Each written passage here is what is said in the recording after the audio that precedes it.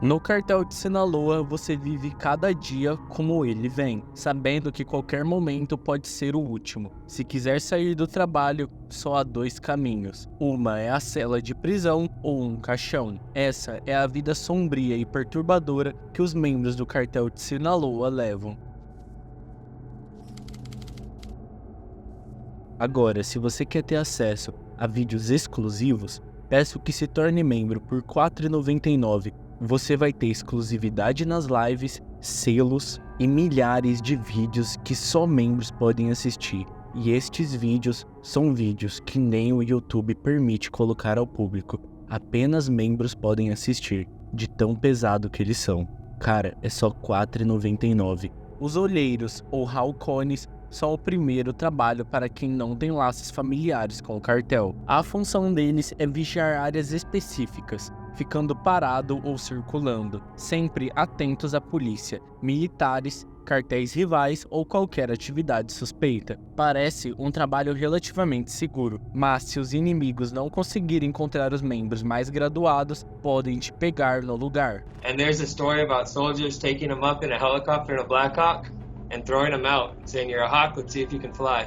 Esse trabalho de olheiro não é glamouroso, como muitas vezes se imagina ao pensar no cartel. Um relatório do El País descreve que não há tiroteios ou mansões luxuosas. Em vez disso, os olheiros vivem em subúrbios cinzentos, casas de tijolos inacabadas, pisos de concreto e roupas baratas. Eles arriscam a vida por míseros $100 por semana, embora muitos aceitem essa vida em vez de trabalhar em fábricas de exploração que pagam apenas $30 por semana. Os novos contratados recebem um celular descartável e binóculos. Quando vem algo suspeito, precisam alertar o cartel imediatamente. No primeiro dia de trabalho, um carro de polícia inevitavelmente aparece, mas o olheiro não sabe que o policial foi enviado pelo próprio cartel. Como explica um ex-membro, é o Ivan. Dicen vive aqui, pero a la vez mandan al policía ahí para que te lleguen, te investiguen. Si no hablas, como que es um passo mais de confiança, né? Na verdade, se a polícia estiver sendo paga pelo cartel, eles são o menor dos seus problemas. O youtuber Johnny Mitchell, que passou um tempo com o cartel,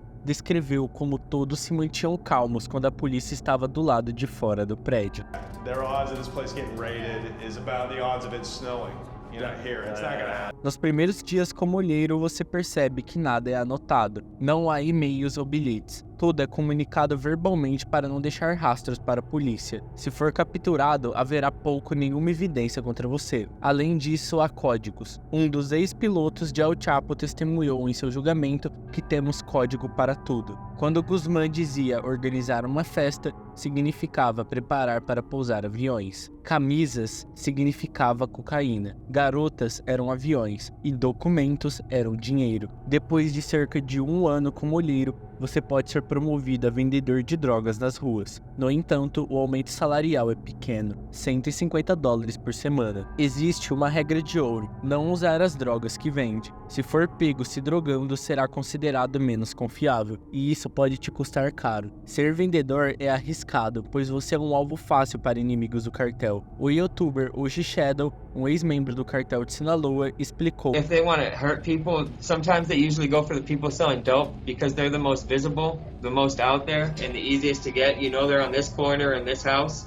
So they're usually the first people to be targeted if there is enemy movement. Mesmo que o cartel tenha policiais locais subornados, às vezes o pagamento não chega e você pode se ver sem proteção. Aqueles que realmente arriscam suas vidas todos os dias são os sicários. Para ser um sicário, você deve estar disposto a matar qualquer um, até mesmo um amigo. Em um documentário do Vice, sicários visitam o túmulo de um amigo de infância que foi morto pelo próprio cartel. Y lo citaron en una junta y ahí mismo en la junta que lo citaron ya personas muy poderosas y ahí lo mataron.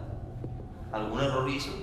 Para se tornar sicário, você recebe treinamento militar intensivo, aprendendo a manusear armas e se proteger. A vida de um sicário pode ser surpreendentemente monótona, como mostrado no documentário Los Plebes, onde um soldado do cartel é visto jogando videogame e passeando com o cachorro. No entanto, eles estão sempre prontos para agir a qualquer momento. Mesmo em um trabalho tão perigoso, os sicários ganham apenas $600 por semana. Aqueles que foram seguidos por um documentário sobre o cartel Sinaloa mostraram quão aterrorizante é a vida desses soldados. que vivem com medo constante. A adrenalina das batalhas pode ser emocionante, mas também é aterrorizante. La adrenalina que se siente, pues te sienta bien, en veces mal.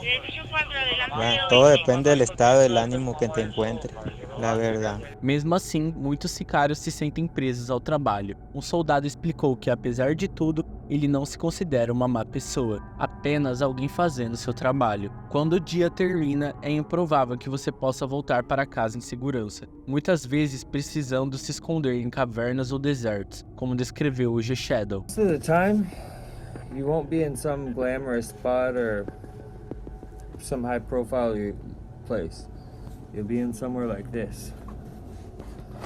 Probably hiding out in a cave or in the desert because the government or your enemies want to find you. Porque o governo ou seus inimigos não vão querer te encontrar nesses ambientes. Não haverá ar-condicionado nem água corrente, e provavelmente terá uma temperatura de cerca de 49 graus. Hoje Shadow compara isso a ser um cowboy no Velho Oeste ou estar no Talibã durante a Guerra ao Terror. Se precisar passar o tempo, você pode jogar cartas e talvez fumar alguns cigarros, ou neste caso, nada ajuda a tirar sua mente de uma guerra às drogas como um bom jogo de Scrabble. Durante essa estadia, você vai comer principalmente comida enlatada ou, com sorte, um balde de costelas de boi. Se você tiver sorte, alguém de confiança pode trazer comida de fora, mas isso só traz riscos para a equipe, então não é algo comum. Você não pode fumar à noite, pois isso revelaria sua localização. O álcool é permitido, talvez alguma maconha, mas nada de drogas pesadas. Você não pode se drogar com seu próprio estoque, mas não espere conseguir dormir, pois há escorpiões no deserto que vão rastejar sobre você durante a noite. No entanto,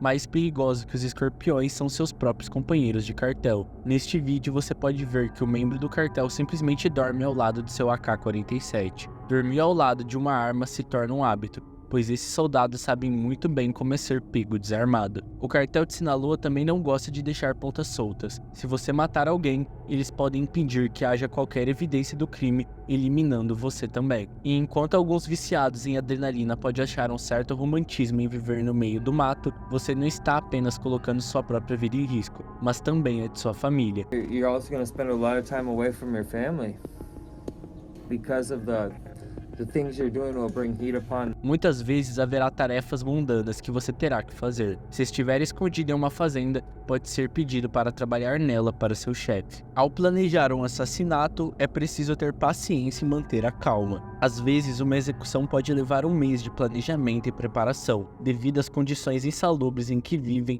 doenças são comuns. Enfermedades, no hombre.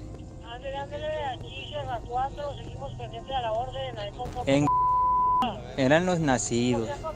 You'll get rashes of, you're out all day in 100-degree weather, you'll start getting sweat rashes that don't go away, that just your skin will peel off. Por causa das condições frias à noite, você pode pegar gripes também. Como membro do cartel, não pode simplesmente se declarar doente e ir ao médico, então sua saúde acaba ficando em segundo plano. Às vezes, as condições de saúde nunca são tratadas e se tornam permanentes. Além da saúde física, sua saúde mental também está em risco. Falamos sobre os picos de adrenalina e seus altos e baixos, mas também ao estado constante de medo, a sensação de que você pode ser pego a qualquer momento. Em uma entrevista com o assassino de aluguel do cartel, o G-Shadow explicou: Stress, but like he's gotten used to it. I can tell what he's saying. Like it's a daily normal stress, but that stress for like me or you would probably be something that would give us like a nervous break. Gerald Bruni, ao viajar com o cartel, comparou a experiência a nadar no oceano sem acesso a costas. A qualquer momento você pode ser arrastado por uma corrente ou atacado por um tubarão. Você está à mercê de algo muito mais poderoso e mortal que você mesmo. E claro, existem as pessoas que você matou.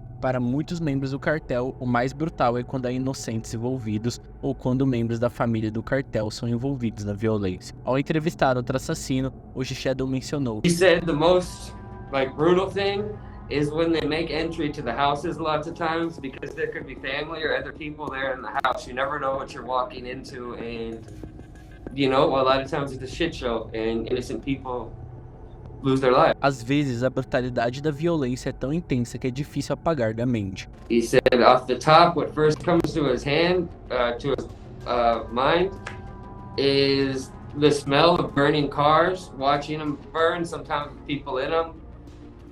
You know, it's well, a lot worse than what you see on the TV. Usually people get burned alive. Like if the car gets lit on fire and they're in it, they'll go throw some extra gasoline on to make sure they turn out crispy. É altamente provável que uma grande parte desses membros do cartel sofra de algum tipo de TPT, transtorno de estresse pós-traumático. Nos Estados Unidos, descobriram que 30% dos veteranos de guerra do Vietnã tinham essa condição devido à exposição constante à violência brutal. Mas é difícil imaginar que o cartel permita que seus soldados consultem um terapeuta semanalmente. Apesar da violência interminável e dos níveis absurdos de desumanidade, o cartel de Sinaloa tem um código moral. Quando recebem a ordem de matar alguém, geralmente é alguém envolvido no tráfico de drogas, alguém que lhe escolheu essa vida. Uma vez que você escolhe essa vida, se abre para a ira do cartel, como um assassino disse à BBC. Can be anyone, says the boss, about their targets.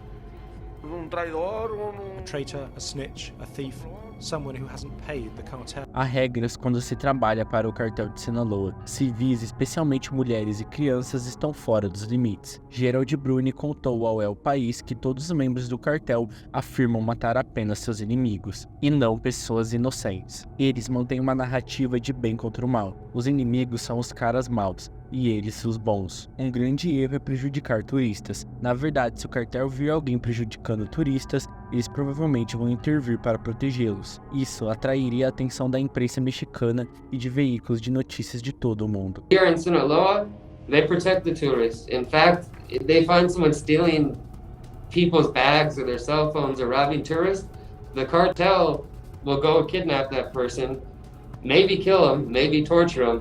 But they're the one who kind of keeps the order. No canal do YouTube de John Michel, ele esteve em Sinaloa e não podia acreditar em como o lugar parecia tranquilo. Like, this feels like such an insular world, and it's safer than probably one of the safest cities in Mexico. In terms of like there's not a lot of homeless people. It doesn't seem like there's a lot of street crime. Everybody stays. Até mesmo quando se tratava de situações mais brutais, como sequestros e torturas. Para muitos, isso fazia parte do trabalho. Um membro anônimo chamado El Gordo falou com o Small World Journal sobre tortura. Ele disse que é uma maneira fácil de saber se alguém fez algo ou não. Quando questionado sobre se sentia culpado ou remorso, ele respondeu que não se sentia como um juiz, mas acreditava que era um mal necessário, e não sentia culpa porque só faziam isso com quem merecia. A regra número 1 era sempre seguir as ordens do chefe, não importasse o que fosse. No final do dia, ele era o soldado. E soldado segue ordens. Se mandassem matar alguém, ele não questionava, apenas fazia. Se mandassem matar um amigo, ele faria sem questionar. Muitos assassinatos acontecem dentro dos cartéis, e matar um colega de trabalho é apenas parte do serviço. Mas esse é apenas um lado do cartel. O objetivo principal é levar drogas da fronteira mexicana para os Estados Unidos. Para isso, eles precisam de algumas almas corajosas para fazer essa jornada. A próxima função que veremos são os contrabandistas. Os contrabandistas são aqueles que transportam drogas pela fronteira, e suas vidas podem ser bastante variadas. Para John Charles Ward, seu dia começa pouco antes do amanhecer. Ele pilotava um avião monomotor, cheio de cocaína e voava de costa a costa,